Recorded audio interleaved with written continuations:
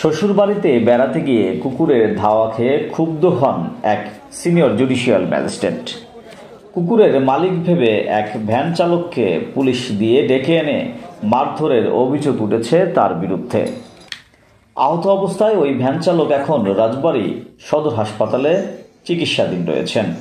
তবে ম্যাজিস্ট্রেট দাবি করেছেন তিনি শুধু ভয় দেখিয়েছেন। গত ৩০শে জানুয়ারি শ্বশুরবাড়ি বেড়াতে গিয়েছিলেন রাজবাড়ী ১ নম্বর আওয়ামী আদালতের senior judicial magistrate Suman Hossain. পথে একটি কুকুর তাকে ধাওয়া করলে ক্ষুব্ধ হয়ে কুকুরের মালিক সন্দেহে ভ্যান চালক আফজাল খাঁকে পুলিশ দিয়ে ডেকে আনেন নিজ কার্যালয়ে।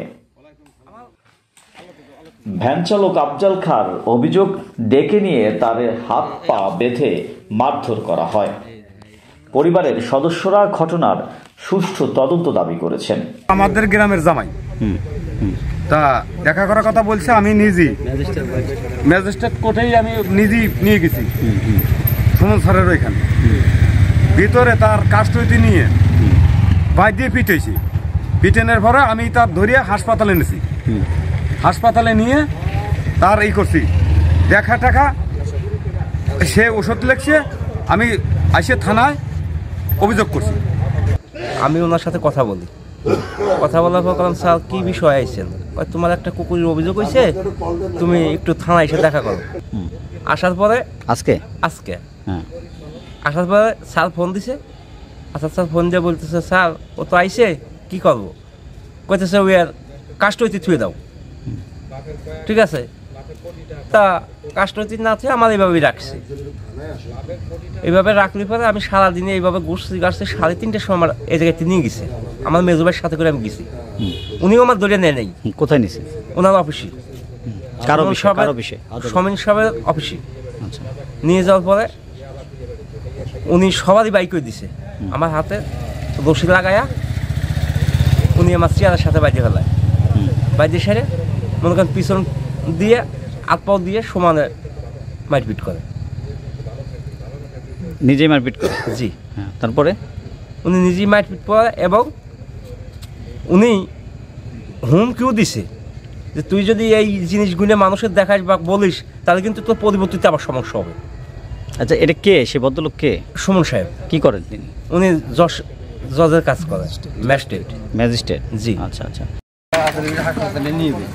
তবে অভিযুক্ত ম্যাজিস্ট্রেট এই অভিযোগ অস্বীকার করেছেন। তার দাবি, তিনি আফজাল খাঁকে শুধু একটু ভয় দেখিয়েছেন, শারীরিকভাবে লাঞ্ছিত করেননি। একটি পক্ষ তাকে হেয় করার জন্য আফজাল খাঁকে দিয়ে তার নামে থানায় লিখিত অভিযোগ দিয়েছেন।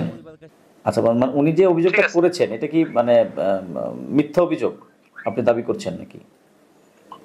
উনি কি অভিযোগ করেছে এইটাই অ্যাকচুয়ালি আমি কিন্তু জানি না। তাহলে কতটুকু সত্য বলেছে আর কতটুকু মিথ্যা বলেছে এটা তো বলা মুশকিল।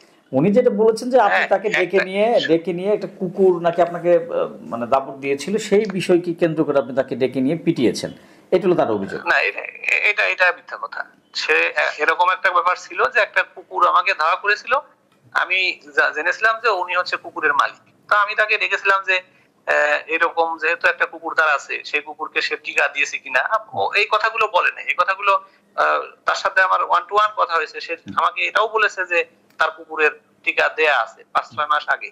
আমি আবার তাকে বলছি যে কুকুরের জলাতঙ্ক টিকা কিন্তু মেয়াদ থাকে, অর্থাৎ একটা টিকা দিলে কতদিন মেয়াদ থাকবে সেটাও কিন্তু ডাক্তারের সাথে আপনার পরামর্শ করতে হবে। আপনি একবার টিকা দিয়ে যদি মনে করেন যে সারা জীবন কাজ করবে, এটা সঠিক, এটা ঠিক না।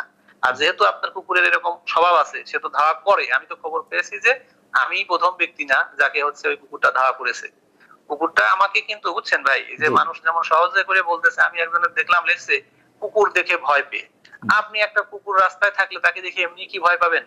কিন্তু কুকুরটা যদি আপনার দিকে তেড়ে আসে, মানে একেবারে ঘেউ করতে করতে তেড়ে আসে, তাহলে আমার তো মনে হয় যে এমন বীর বাহাদুর কেউ নেই যে তার ভয় লাগবে না, তাই না? ভয় মানে কিছু আছে যে আমি কুকুর দেখলেই ভয় পাই, বিষয়টা এরকম না। তার কুকুরটা আমাকে মিনিমাম ধাওয়া করে 100 গজ পর্যন্ত নিয়ে গেছে। আমি কিন্তু বাইক গেছিলাম, দৌড়ানোর কথা বলছি না, আমি বাইক গেছিলাম। আমাকে ধাওয়া করে 100 গজ পর্যন্ত নিয়ে গেছে এবং ওইখানে বিপরীত দিক থেকে আসা একটা ভ্যানের কিছু লোকজন ছিল।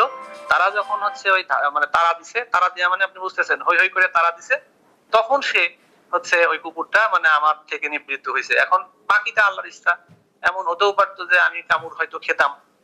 এই বিষয়টা নিয়ে তার সাথে কথা বলার জন্য ডেকেছিলাম, এই কথা এ পর্যন্ত ঠিক আছে, কিন্তু তাকে নিয়ে আমি মেরেছি এই কথাটা ঠিক না।